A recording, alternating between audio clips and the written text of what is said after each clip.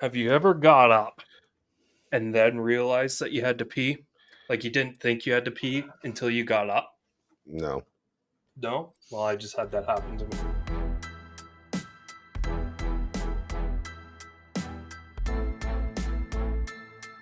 Hey everyone, I'm Brad from Calgary. This is Sean from Cambridge, Ontario. I'm Terry from Cornwall, Ontario. Hey, this is Larry from Pitt Meadows, British Columbia, and you're listening to the Towing Life podcast.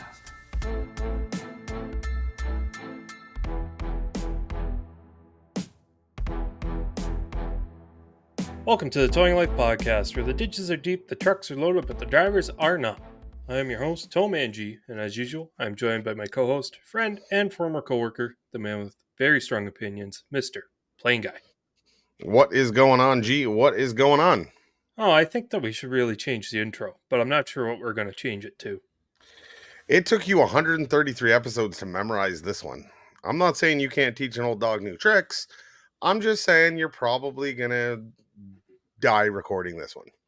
Maybe. Who knows? Absolutely. As you said, welcome to another episode of the Towing Life podcast, episode 133. It is a good time. We're going to get right into it and mention before we start how you can reach out to us, contact us, have your word, have your say, whatever you so choose. You can visit us by going to our website, towinglife.ca. Email us at thetowinglife@gmail.com. So thetowinglife@gmail.com. Or by finding us on Facebook at the Towing Life Podcast. If you're watching over on the YouTube side, do not forget, you can comment down below. Don't forget to hit the like, subscribe, and all that good stuff. Every little bit you do helps promote the show, and it's a free way to support your favorite towing podcast.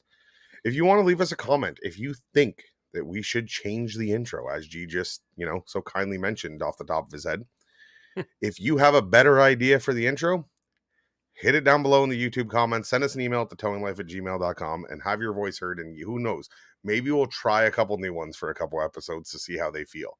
The problem is though, is our other friends from Niagara Falls still doing a podcast? I believe so. Okay. I haven't checked in on them lately. No, me neither. Because I was going to say, if they're not, then we can play around with our intro as much as we like. Why? If they are, maybe they're our competition, maybe we should just keep doing what we're doing and not try to innovate her. I don't think they're competition. I think they're, brothers doing the same thing as we're doing, just talking about towing in a podcast format. I wouldn't consider them competition. I wouldn't consider our wonderful friends at the Tow Business podcast competition. They have some long liability waiver. They say at the beginning, like, everything that we say are expressly our opinions. And for your best information, please contact a lawyer or consult your local towing associations. I think I almost just read their intro verbatim from how many times I've listened to their episodes.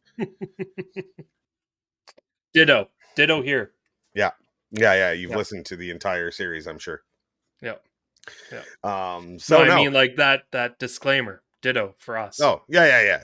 Whenever they read out that disclaimer, it's implied for us too. That would be like me taking legal advice out of the YouTube comments. Now, I do appreciate the YouTube comments because I will go and try and take some of these approaches to, forward with my Quebec ticket that we talked about last week. However, I will not take just what I read on the internet as pure, So thank you, Harvester 5000, for your comment saying contest the ticket, negotiate in court, have the fine increased and the points waived. Apparently, I'm all for that. Common in Quebec. Yep. If it is, great. I know I got to get working on that because I got about 30 days to make my claim. So I do have to get started on that. So I do appreciate that. Harvest, whatever the hell you said. Harvestor 5000. Oh, Harvestor. Thank you, Harvestor. And then who was the other comment that was mad? There was some comments on YouTube. They were mad. They were picking on California. We got Joe. He says, okay, enough with ragging on California. He's the one that calls it commie Florida. Okay. Thank you, PlainGuy, for sticking up for Northern California, or as we like to call the state of Jefferson, Southern California, from Maine County south to the Mexican border is what California worldwide is known for, sunshine gold and all that other crap. So, fun fact to that, it's Joe. Fun fact to that is that the only reason that I know that there is snow in Northern California is because of a towing TV show that was on for a short time. Have you ever seen this one, G? Lizard Lick? No, Hell on the Highway. I shit you not, it was a real show. I will go YouTube it or Google it now. And it was filmed in Northern California. Hell on the Highway TV series. Hell on the This would be Highway. Joe's claim to fame right here. Yeah. Joe is loving this right now.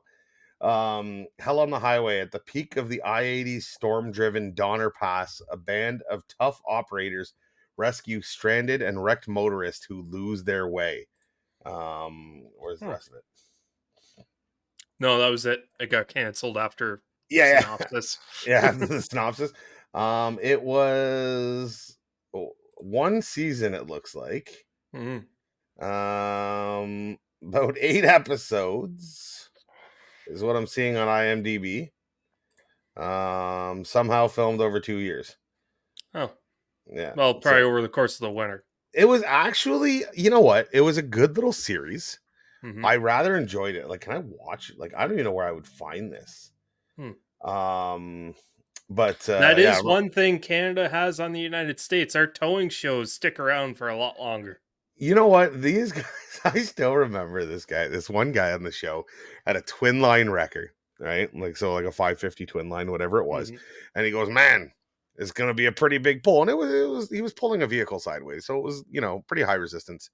Yep. I really hope my old lines can take it. And he winches single line with one line, breaks the line, and then goes, don't worry, I got a twin line wrecker. And I'm thinking, if you really thought it was going to be a problem from the beginning, why didn't you run both your lines? Yeah. Or why didn't you double up your line? Why didn't you? So, like, it's not exactly, I didn't find it didn't do as good of a representation on the professionalism as the industry of some of the other shows that are out there. But it was definitely it's on Prime Video, it looks like. Oh. You can buy episode 1 for $2.99 or buy the season for $10. I might have to. $10. I might have to. For $10 to watch the whole season? Yep.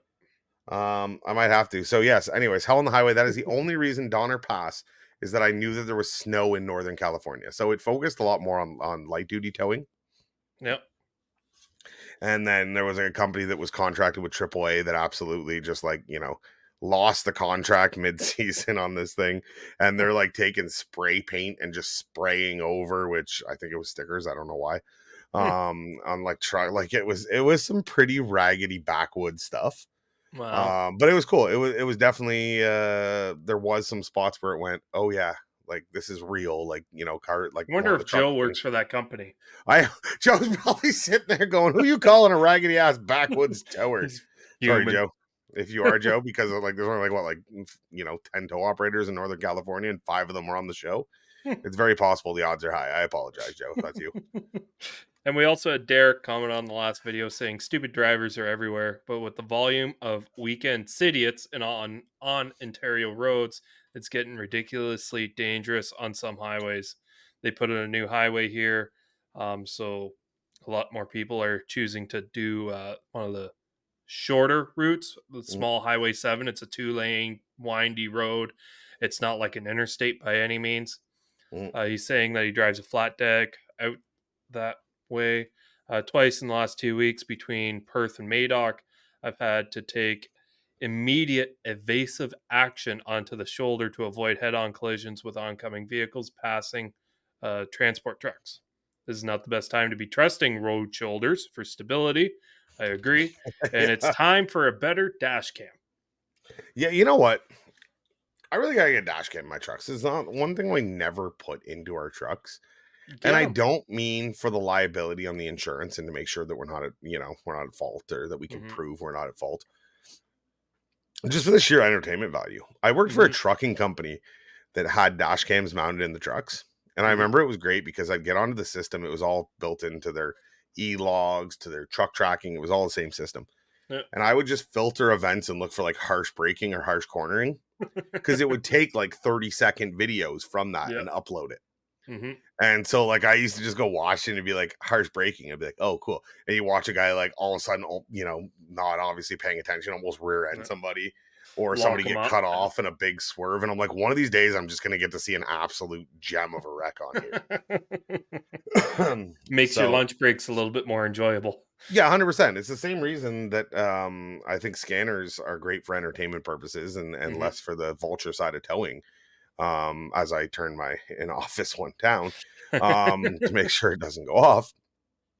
I think that dash cam footage from tow trucks on the amount of stuff that we see in a day, right? The amount that we're on the roads and whatnot, I think would be absolutely beneficial, if not for safety, for insurance liability, and for all of that, but also for the sheer entertainment value that would come along with them. I think I might have shared my favorite story before from the scanner, but I remember it was about 10 a.m. in the morning, and the police got a call from a lady who was upset that she was doing the heavy equipment training course and they would not let her operate the equipment because she admitted to drinking that day. Oh. So that she wanted the police to come down and give her a breathalyzer to show that she was sober to operate the machinery. It was 10 o'clock in the morning on like a Tuesday. I remember that was probably one of the more entertaining calls I've ever heard over the air. When I was in college for heavy equipment operator, some of that equipment got operated a little hung under. Yeah. Oh, Not 100%. not personally, but I know some people. And it wasn't on a Monday morning either. It Yeah, was yeah, just yeah. It wasn't after a long weekend or anything. no. Well, But no, so yeah, I know the dash cams would be the same thing where, like, again, there's so many benefits to them. I don't know why we haven't put them in place at this point.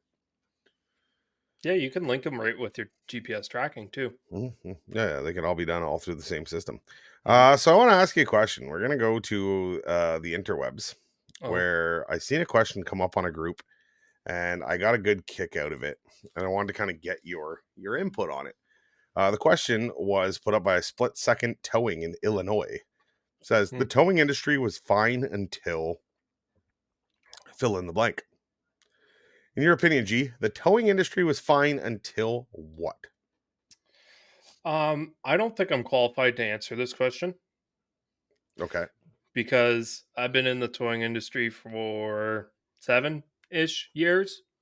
Mm, And ever since I got into the industry, it's always seemed to be on a steady decline. right. As I learned more about the industry and as I became more involved in the industry, I realized it was flawed in many ways.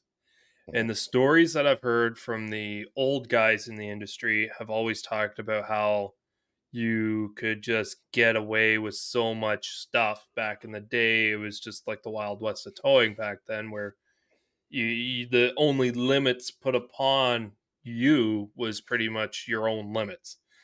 And I think that would be a lot more fun and entertaining. Probably not as safe, but Mm, I think as time has gone on, more people have gotten cell phones, more vehicles on the road. The job has gotten more dangerous. The pay hasn't really increased for a lot of different avenues.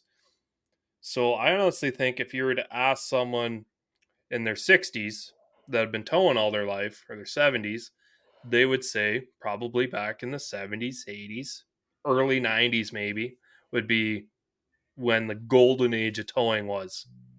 And I think I would probably agree with them. I wasn't even alive then, but seeing what the towing industry is now and the stories that you hear from the old guys, it's like, I wish I was towing back then. hmm. I'm going to try something. It's What's funny that that? you say that. I'm going to make a phone call, Hmm. and we may or may not have to cut this out. We will see.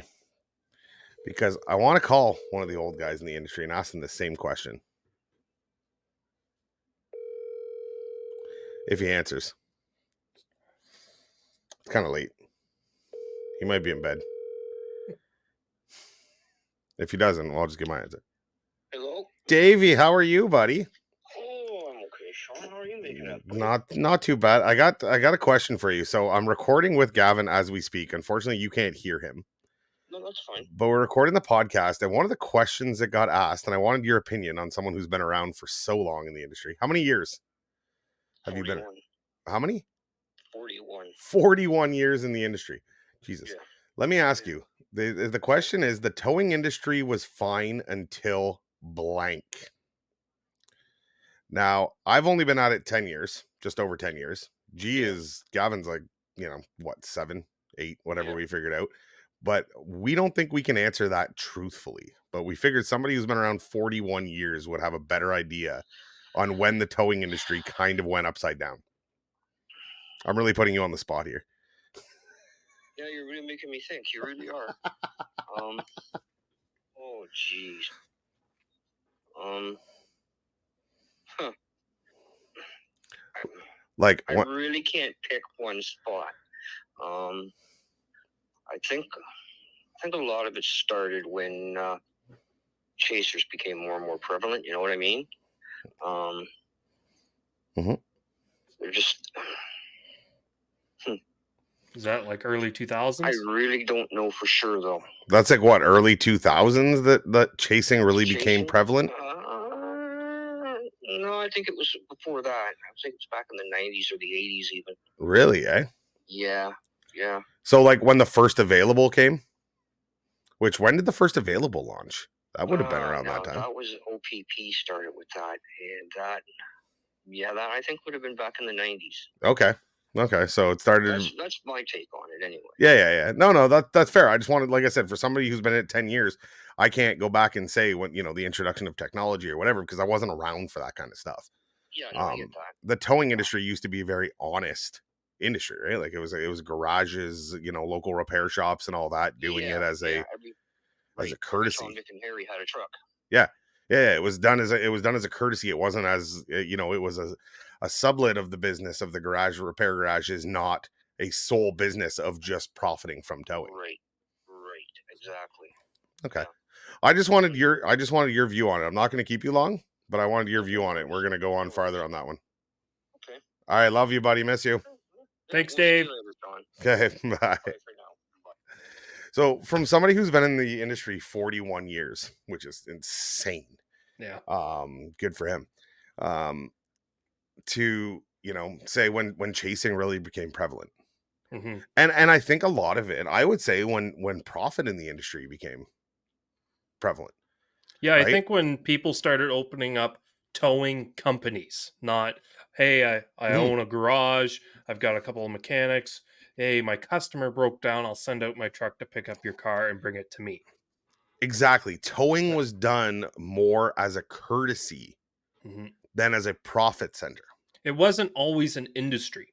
It was always just a sidekick to mechanics. Right? If you owned an auto shop, you would own a tow truck or have a tow truck. Yeah, or maybe your tow truck would collaborate with a couple other auto shops to do their towing for them, whatnot. It was kind of done in that sense where the day that it became, like I said, the first towing company, that's all they wanted to do was towing. They didn't do repairs. They didn't do any of that stuff. And they were based solely on the profit behind towing. I could see being a turning point in the industry. Because before that, you're right. Like it wasn't, it was get my customer here. I'll make the profit off the garage. Everyone had to make a buck, right? Like there's still economics behind it and they had to pay for the tow truck and everything else, but it wasn't the sole purpose. And then when we realized, and that's where I think Davey comes in on that and says that, the chasing, which I know is such a taboo thing to talk about within certain groups and, the definition of a chaser. But it's true because then that is where the profit ramped up. Yeah. Right. That is where the people realized how much of a buck they can make off of the industry. I think like if you take a look back at the shops owning their own tow truck, once it really started getting out of hand, and you can see this in a lot of aspects of our modern day world, is once it became too big to be just within its own community. So let's say you were in a town, it had 10,000 people. The shops in there took care of that town. Okay, well, a company from out of town then comes in and buys up these tow truck companies because they have tow truck companies over here. Well, now it's a bigger corporation. It's a bigger company that owns all these things. It's not just you helping out your neighbor anymore, right? That's when you start seeing corporate greed come in and have to take care of the stockholders in different avenues of different things. And that's when it's not just helping your neighbor out to get by and to better their lives. It's what you said, it's coming down to the profit. And Mhm. the bigger you get, the more you have to be profit driven. Don't get me wrong, everyone's got to make a profit, but in some of the smaller communities, profit isn't the end all be all. Mhm. No, it's true. Back in those days with those smaller shops, and I think that those kind of companies, unfortunately, as things evolved, that Mhm. weren't tied up in just the profit of it, but more the, the service in which they offered, are unfortunately the companies now that we're seeing going out of business, Mhm. right? Because you cannot run your business on goodwill, Mhm. right? It is based on profit, and with the ever changing regulations, the increased costs of equipment, the The programs revolutions. that we're going to talk about later on Yeah, in this episode. yeah, the revolution that the towing industry has kind of gone under with Mhm. its adaptation and moving towards the future have increased costs across the board. Fuel costs are up, everything is up, right? Mhm. So, the cost of the vehicles you're towing is extremely high. So Mhm. the liability, the insurance is absolutely just slaughtering the towing industry. So all those things Yep. made it that if you were running at a small margin, or barely getting by, or just providing your service at a goodwill rate, we'll call it, you Mhm. are now no longer in business, because Yep. you just could not survive like that with all the new changes that came. Well, we talk about kickbacks in the industry, but back in the day, if you owned your own tow truck and you were going out to pick up your own customers, Mhm. if that truck didn't make profit, at least you were bringing a customer to your shop, Right, and you 100%. were making money on that service, Yeah. regardless if the tow truck made money or not. If it broke We don't even, yeah. have that. Yeah, we No. don't have that anymore. No.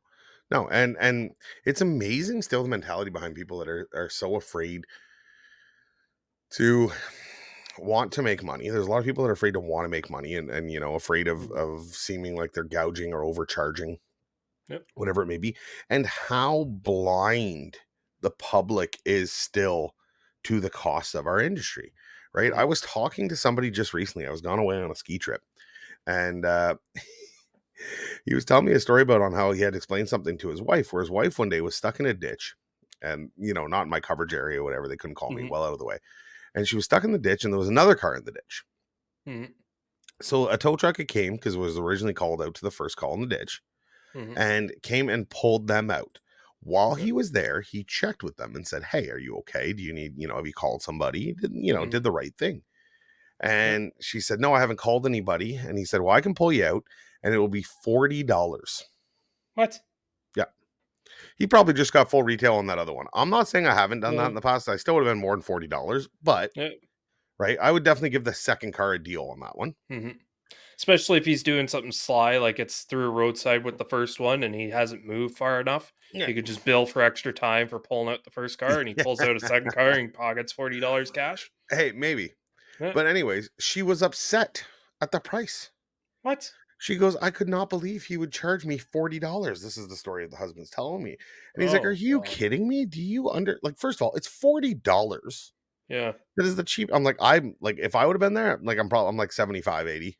Yeah. I think for a secondary winch like that, Yeah. I might look at, depending again how tough it is and whatnot. Mm. But to be offended by that, because the people don't understand. Again, we sit there and we do this to ourselves. Don't get Mhm. me wrong, okay? This is where the towing industry doesn't get out of its own way sometimes, with all these Yep. keyboard warriors and first responder wannabes, Mhm. right? They sit there and they say that, oh, like, we do this for the public. We do this for we do this for Mhm. this. No, you don't. You might enjoy that aspect of it, but that's not why you do it. You do it for the profit. Yep. Right? You Well, do look, it for the you money, but because you sit there and say that, we're such saints, and we're just here to help everybody. That is a byproduct of the industry. Mhm. The no, going to bed at night knowing that you help somebody out is great. Yep. But at the same time, you are a business. You are doing things at a cost. So stop misleading the public into thinking that we are just some roadside saints, Mhm. because with that comes that they expected them to do it for a ridiculously low price. And the ones who don't, and the guys who do the private parking, the whatever, and everything else, all of a sudden are these criminals because they're doing something for a profit, right? So I got a two-parter response to that. Okay. The first part is, how many times have you been sitting in, let's say, a Walmart parking lot and someone comes up to you and says, "Hey, my car's dead," or "I need an unlock," Yep. whatever. You just get out of your truck and you say, "Oh, don't worry about it. Have yourself a nice day," or "Just shoot me $20 or whatever and I'll get you on your way." That's kind of setting yourself up for a situation like your buddy's wife was explaining, to where, oh well, I had the last interaction I had with a tow truck only cost me $20. Now you're doubling that in the ditch, right? Mhm. The other part of that is, with the amount of roadside services that are out there nowadays, people just say, "Oh, well, I paid my $120 for the year," and they never think about the tow truck What the costing money when it shows up. what the actual cost is of that Yeah. service, and a lot of people are surprised to find out that their roadside is actually like what the cost of that service would have cost them. Mhm. And then whenever you do tell them, right? Because Mhm. I've had customers who have asked me that in a long tow, hey, what would this have cost? Yep. And I hate to tell them. Mhm.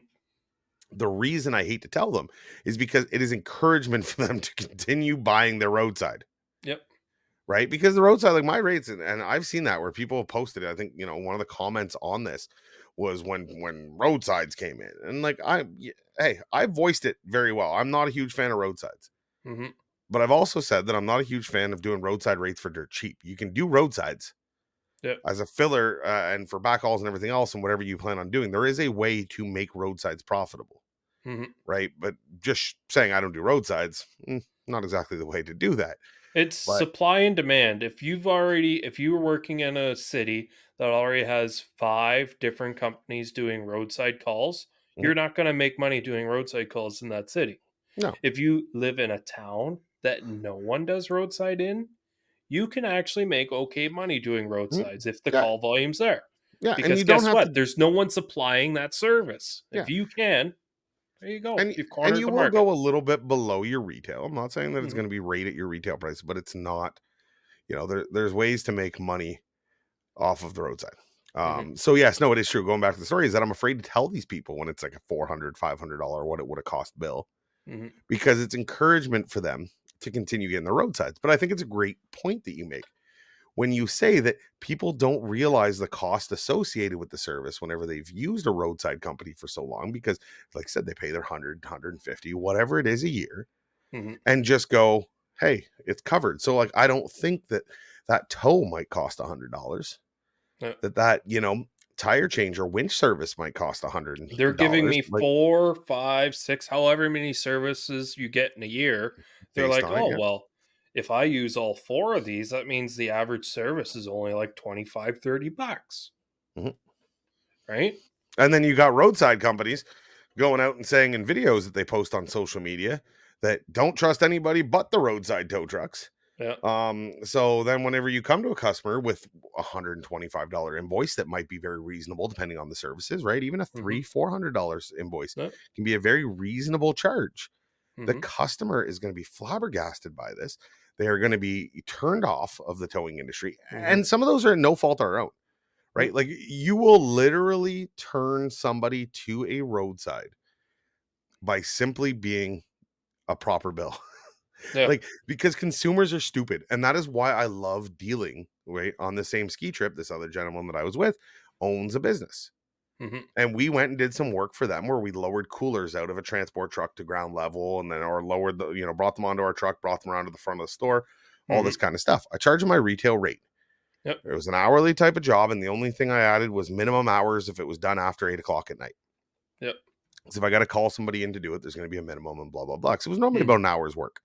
Yep. And he goes, no, I thought you were very reasonable. And, like, hey, you got a guy coming in at 8, 9 o'clock at night to come do this. Like, your rates were very reasonable, Mhm. because he's a business owner and he understands there's cost and everything involved in this.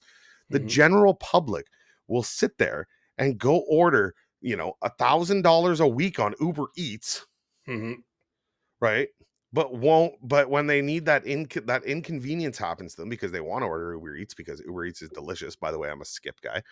Hmm. But they'll do that, but then when they're inconvenienced by a tow bill, it's that we're out of line with our pricing, right? It's a very tough spot to be. I do believe the point you made Not seeing it with the cost of the roadside is a good one. I think it's that us praising that we're just these nice people out to help everybody and profit is the last thing on our mind, I think is bullshit. Mhm. And is something that we got to remember that we are a company. And you got to explain to your customers that it's that like my pricing is reasonable, but at the end of the day, I need to make profit. Yep. I think another thing is, and I don't really want to get into the hourly versus commission on this, but Oh, Jesus, no, here we go again. if it's an hourly driver, he's not going to care if the company's making money the same way if it's a commission driver, right? So if Yeah, it's but a the opposite can be said because when I got drivers on commission that I swear to God try and jack bills, not intentionally always, but they're Mhm. more aware of doing it whenever they're on commission because it's affecting their bottom dollar. Yep. And I think that can swing either way. So Yeah. I get what you're saying. The hourly guys aren't so concerned about stuff because screw it. I'm on by the hour, I'm getting paid, where the Yep. commission guys are a little more on point on their billing. They want to make sure they maximize everything. Yep. But the other point can be is that the guys that are on commission are also going to overbill because it directly affects their pocket compared to a I guy who's didn't on really hourly. want to get into that per se, but you think about, if you look at the boomers nowadays, they Jesus. are Okay. they're company people. A lot of them have worked for the same companies their whole life. Like back when they started, if you worked 30, 40 years, they would start giving you things like nice watches and things like they appreciated their workers. And we're seeing that with the newer generations where that isn't the same thing, where people don't take pride in their jobs. It's just a job. Especially when COVID hit and all the office jobs, you started working remotely, you didn't actually get to know those people that you worked with. And it's just one less community that each person is actually a part of, right? And I think we're kind of like on the cusp of that, where, yeah, we normally know everyone that we work for, but does the company respect us enough to so we actually value that company? Like as drivers, do we value the company we work for? Do we want the company to succeed? Are we actual company people investing our time and our life into this place? Or is it just a job to get us by in the meantime until a better stone gets shown to us? Well, that was a very long way of getting around to it. I get what you're saying, but at the same time, I think that's always been the case. Even back in the day, you had a group of population that were business people. You had a group of population that were just doing that and because it was a job. Like this isn't something new to our generation. This has been generationally going on forever. You probably have less company invested people, Hmm. but it's not that back when everybody was, hey, I'm going to work here for 30 years and get my pension, or get my watch, whatever the case may be. You always had the same groups of people that you have now. The main thing that I have found that has changed is that you're right. You might have less company oriented people. That Hmm. percentage of people might have dropped. You've got a big generation of people that want the 30-year watch 6 months in Yep. because these kids live on so much goddamn instant gratification and wanting to be, praised and everything from right from the get-go and are afraid of some controversy Hmm. or, some constructive criticism even at times. Hmm.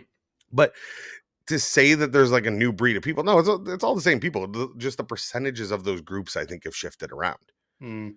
right? Yeah. So yes, you still have the, and the towing is one thing I truly believe that I think to say that you've got company people as anyone over 5 years, for the most part. I mean, I know guys that are well over 5 years and are, can be absolute duds. Hmm. It does happen, but it's that just the type of work that we're in. If Hmm. you're not passionate about it, we've seen that before and over and over and over again. It's hard to, because if you're not passionate at a job at a bank, let's say, Hmm. right? You can get through your Monday to Friday, 8 to 5, whatever your hours are with your pay, it's semi-reasonable, all that Hmm. stuff. It's not that it's not hard, because if you're not passionate about what you do, it's going to suck no matter what you do. Hmm. But, it's manageable for a lot more people. Yep. If you're not passionate or you don't like what you do in the towing industry, you are not going to get up at 2 a.m. to go change a tire.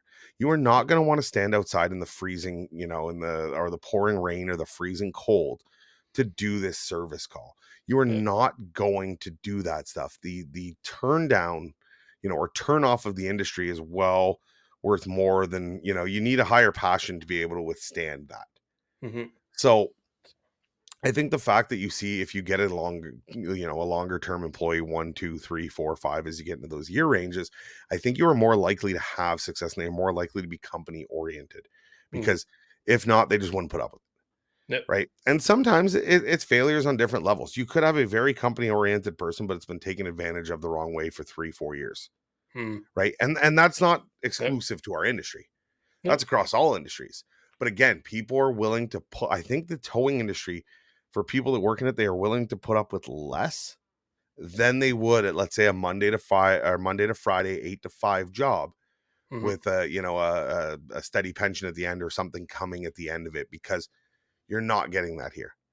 You are not going to get a gold star at a conference meeting every month. You are not going to get, very rarely is there performance bonuses, that kind of stuff. They don't really exist in the industry. You are not going to get the pat on the back that this newer generation seems to need so goddamn much. So yes, their tolerance is a lot lower. I think, especially now with what we're going to talk about next, even a really good company oriented person can only be kicked so much, so hard before they say, screw it, fuck it, I'm moving on.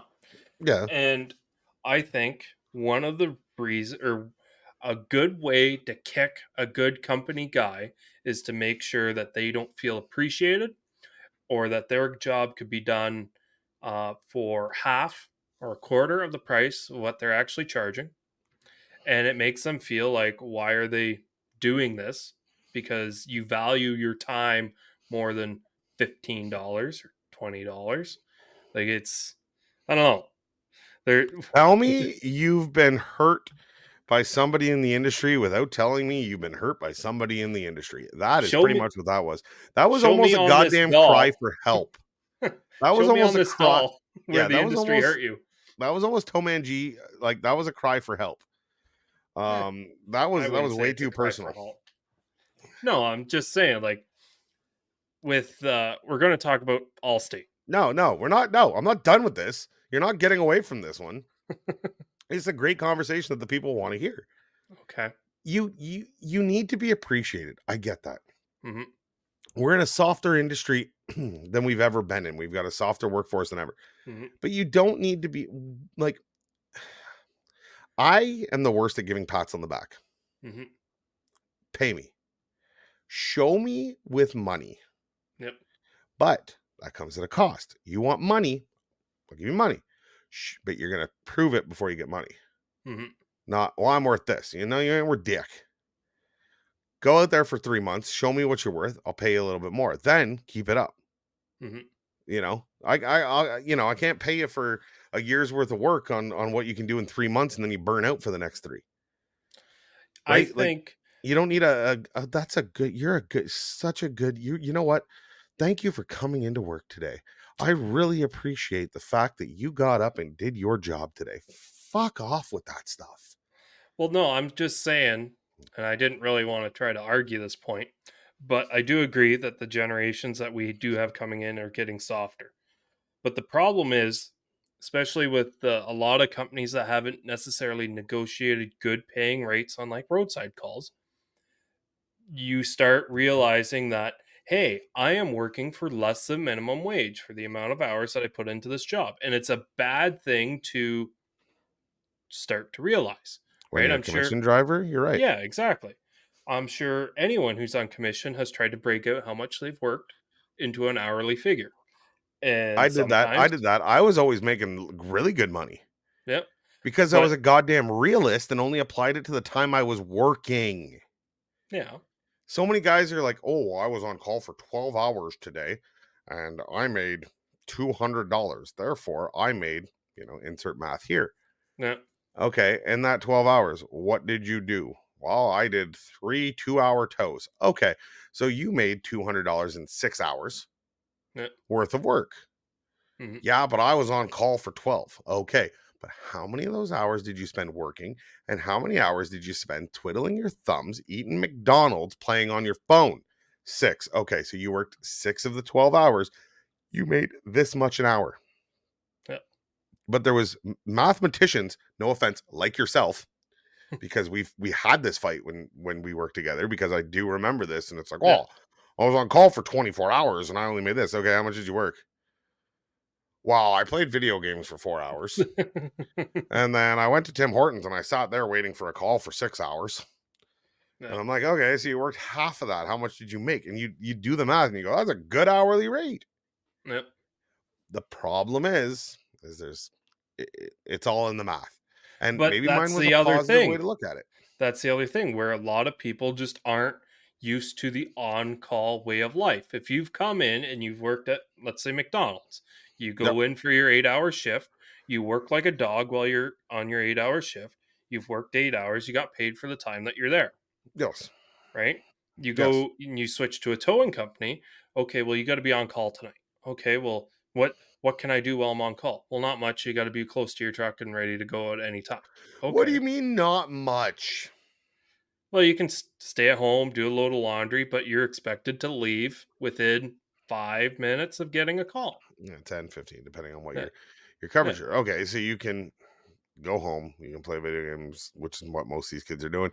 You can yeah, watch TV, you can, do your laundry. Like you said, you can do all this kind of stuff. You can go grab a bite to eat. You can go to the mhm, grocery store and pick stuff up. You can do whatever you want. Too many tow operators get stuck. It's more mental than physically demanding being on call. We've been through mhm, this a million times, yep, right? Because the problem is you'll do nothing for the fear of doing something mhm, and then having to go out. But yep, then you will sit there and say that I can't do anything. No, you can do things. mhm, You choose not to because the fear of it overriding that you have to actually go do something and your time gets interrupted mhm. bugs you too much, right? You used to stay awake until 4 a.m. I know you did. You used to stay awake Not till quite, 4 but a.m. yeah, and then lose out on money the next day because, well, I didn't want to go to bed because, and again, it's a psychological thing. I'm not saying yep. I haven't been I'll struck stay by up this to being. midnight because there's always normally a call that comes in between 10 and 12. Yeah, and And then you then, stay up till midnight, and then a call comes in at 1 o'clock. And if you would have went to bed at 8 o'clock, you would have at least gotten a half broken night of sleep. You would have yep, gotten better sleep, and it's a vicious cycle. The towing gods are absolute assholes. But mhm, but what I'm saying is, it's more of a mental strain that we put on ourselves. mhm, Like you said, well, I can't really do anything. Yes, you can. mhm. You could go and stop by somebody and have a visit. You can go have a coffee with a I got friend. an You can do answer so many of these for that things. question right there. When what the towing industry was fine until the first guy put 24 hours on a goddamn tow truck. I think that is a fair response. I think that is Because a the whole fair thing that we response. just talked about kind of revolves around being on call, Yeah, yeah, right? and the On toughness call on and the commission, industry, and yeah, bullshit like that, right?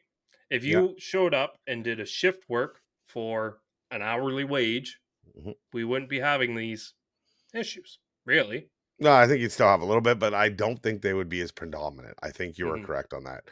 So I will finally let you off the hook because I know you've been wanting to move on from it forever. Yeah, It's to some exciting new news. New news. who knows? Um, yeah, it's from another podcast. Yeah. So I won't steal it from them. They're much more popular than we are. Oh, okay. Um, do you watch that one? Mm-mm. Oh, I thought you knew the new news reference. I've heard new news. New news? That's about Okay. it. Okay. So our wonderful friends over at Good Hands Rescue Network, and they're not our Allstate, friends. Yeah, well, it's Allstate's Good Hands Rescue Network. And I won't say our friends because I feel like they're not going to be my friends they're after this. friends. They're friends. Have come up with a new idea when it comes to um, roadside services. So, um, they're crowdsourcing roadside services. So it goes on to say who we are. Allstate Good Hands Rescue Network, GHRN, is a crowdsourced network of independent contractors who help people when roadside emergencies has left them stranded, that offer tire changes, fuel delivery, jump starts, and lockouts. So Allstate is moving away from their regular contracted service providers for these service types: boost, lockouts, fuel, jump starts, all that stuff, which is something that, let's be honest, can be done by you want to be somewhat trained and have proper insurance and everything else. The towing industry has done this. The taxi industry has done this forever as well. Our rescuers come from a variety of backgrounds and industries, including retirees, veterans, auto students, roadside assistant pros looking for additional work, transportation pros, courier, drivers, delivery, gas, taxi, tow, landscapers, people who enjoy working on cars, automotive, brake repair, car inspection, diagnosis, tire technicians, blah, blah, blah, blah, blah. Yep. Maintenance or mechanical repair, mechanically inclined, mobile mechanics, contractors, freelancers, gig workers, on-demand workers, seasonal, and many other experienced or entry level. So if you go to their website, and if you are interested in this, you might not be after we're done, but it's a rescuerportal.allstate.com. You get onto their main website, and it says save the day, become a roadside rescuer, earn cash, and help people near you by changing tires, delivering fuel, jump-starting cars, and performing unlocks. Sign up now in a bright yellow box. Yeah. You scroll down, not even half a page, earn extra cash, earn an average of $15 to $25 per job, depending on service and market. Help people. Thousands of customers need help from you, like help from people like you. Be your own boss. The freedom to work when you want. Wow, that sounds enticing. Yeah, so what they've $15 to done is $25? Wow. they've done well, and if you think about it from their business standpoint, it's going to be a lot cheaper than sending a tow truck, because I Yep. know that roadside rates are cheap. We've talked about this. They're not that cheap. They're not paying a contractor $25 No. to go do a But boat service. I mean, they minimum's might like in the big 40 to cities. $50. Yeah, maybe Hopefully. in like the big cities you might have, because you got, again, the competition running around and guys are undercutting and they're doing it with service trucks for a quarter of the rate. My rate doesn't change if I do it with a service car or a tow truck. No. You know what changes? My profit margin. Yeah. The That's the roadside truth. will want to pay you less if you're doing it in a service car, though. Nope. Really? They know we have a service car. Because if they send us a boost and we go out to do the boost and it doesn't turn into be a boost, it turns into be a tow, they pay us a second call now to go for the tow.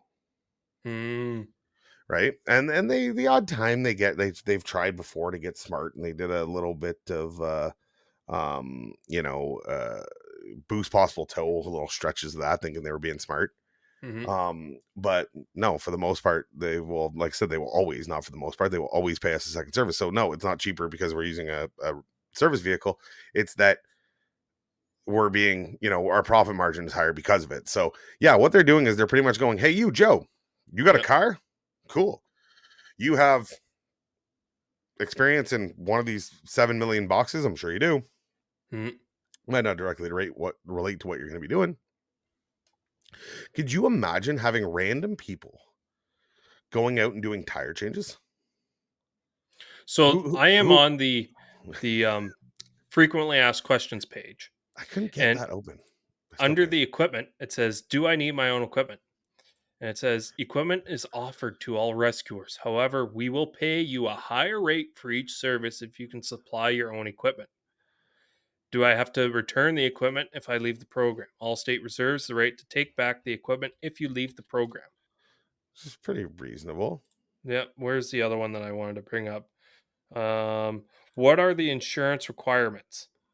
You need an active insurance policy, liability coverage at a minimum, that covers you for your vehicles that you will use to provide the services. You will need to provide a copy of your insurance card naming you as the insured driver. No, that wasn't the one.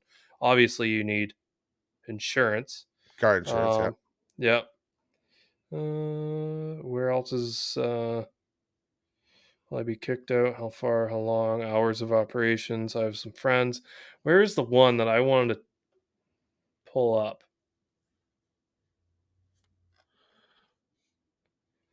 So, something strange in the neighborhood. I'm on their Good Hands social media. I get a call that the app says is 29 miles away for $26.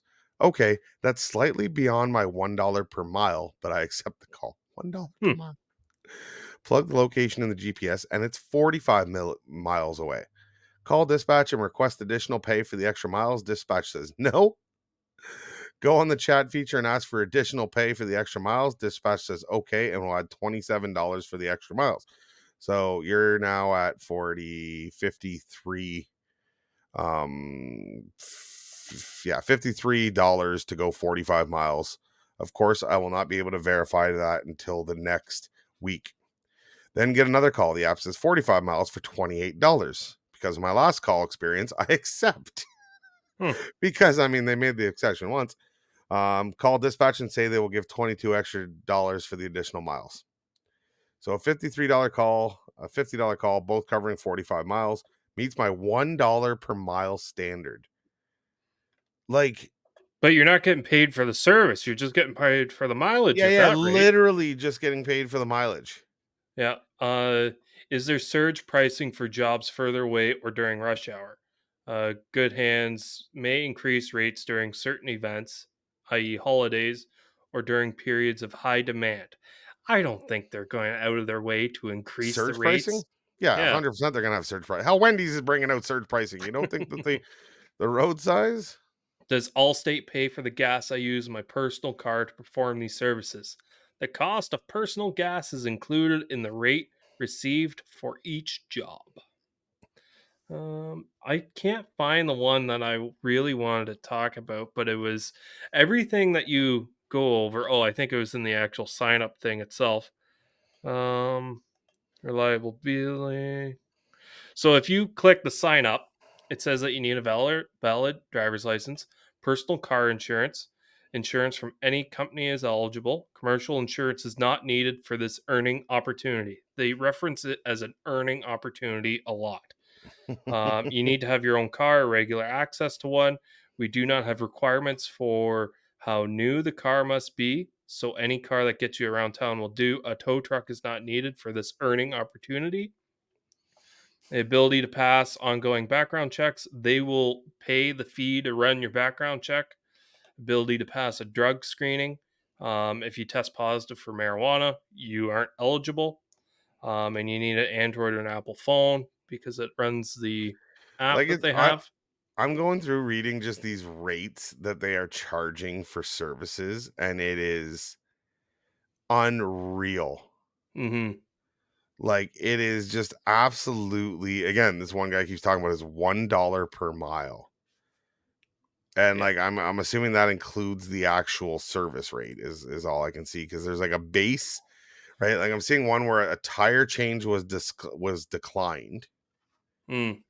and it was a base rate of $17.50, Mm. and a boost. So like this, must be either for distance or for, because they're a good provider, whatever it is, of 1.1. I'm guessing that's multiplied by 1.1. So the total service was $19.25. A missed earnings of $19 to drive somewhere and change a tire on an Audi. Wow. They're in the You frequently guys asked want to know, questions. the towing industry was great until Good Hands Rescue Network showed up and started taking away our high profit services by giving them away for $19. And some skid is out there actually doing them. Yeah. There's a part under the frequently asked questions. What is a 1099? A 1099 is a category used by the IRS for filing taxes as an independent contractor.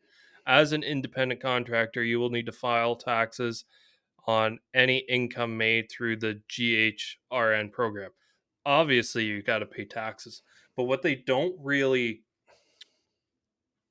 outline in these frequently asked questions is if you are subcontracted, an independent contractor, and let's say your jack is placed a little funny and that Audi falls off your jack because you're doing it on the side of the road on gravel. Allstate's not paying for the damages on that Audi. I think a lot of people who sign up for a program like this haven't fully calculated the risk involved And the in doing cost. some of the cost, the risk in doing some of these services. Don't get me wrong. As a tow truck driver, I think, oh, I could sign up for this program. And when I'm done, I can log into the app on my drive home. And maybe I could do a light service call on my way home from work and make an extra 20, $30. Cool. But that one time you do that and something goes wrong, let's say you bust a window trying to do an unlock. Can't say I've ever done that, but I know people No. have. There's $300-$400 window. Plus, then maybe having to get a rental car for that person because that car's got to go into the shop that you just ruined, right? You are a business owner at this point, which they do say be your own boss. You own this business, you run this business, log in whenever you want. But I think since the rates are so low, any person with a common business knowledge would be like, that's not worth my time. I think they're prying on the people that are just really needing the money or just Yeah. not able to fully think through this opportunity that's in their face. Been an okay day today. 6 calls in 11 hours logged in. Last call was for a tire on a Honda Odyssey for $28. Arrived at location and no tires were flat. One had just begun shedding the tread. Found another one that was about to. Instead of changing tire, I told the customer to drive to a discount tire about 5 miles at no more than 50 miles an hour. Huh. And I would follow her just in case the tire completely failed. She drove 70 plus. My tip is shown below and it's some cupcakes. So, first of all, it's a $30 call. You got to the scene, you drove to the scene. I don't know how far it was away, he was saying. Mm-hmm. And then you drove another, about 5 miles away. So, you're at like $28 an hour. Let's say if this whole scenario is done within an hour, Mm-hmm. you're at $28 an hour driving your own vehicle, paying your own gas, with supplying your own tools. Mm-hmm. Like, are you? Don't get me wrong. If you take away the supplying your own gas, supplying your own vehicle, supplying your own insurance, $28 an hour, not that bad. But Exactly. you are supplying all that. Yep. Now, what happens in that scenario where you told this lady to drive and that tire blows up on the highway? She gives you a 1-star review on Uber. She slides into the car next to her. Are you liable because you told her to go? Because you're the professional in that situation? No, first of all, he's not a professional, clearly. But no, because where he then makes his profit back up is he then signs into his Uber account and gives her a ride to where she needs to go on Uber. Yeah. Right? Like it's just ridiculous. Crowdsourcing to become for services like this. These guys are talking about tire changes on highways and freeways and everything else. We're not just talking about parking lot stuff. No. Like, I don't know what Allstate is doing down in the States. I think it's wild. Maybe that's why GM moved their Roadside away from them. You're right. It's very possible because GM's going, wait, you're doing what? You're doing what to our customers? Like, we're not going to put up with that. If you're crowdsourcing for this kind of money, how is there any standard? Any attempt at a standard across all these drivers? They're not showing up in the same color vehicles. There's no requirements for any sort of lights or any sort of beacons or nothing. Yeah, 100%. I'm assuming they're going to say you got to wear a high vis vest, but it doesn't seem like it'd be very hard to supervise any of these crowdsourced individuals other than through like reviews on the app. No, 100%. Right? 100%. So the towing industry was fine until Allstate's Good Hand road service came into play. So on that note, it has been another great episode. We do thank you for joining us at the Towing Life podcast.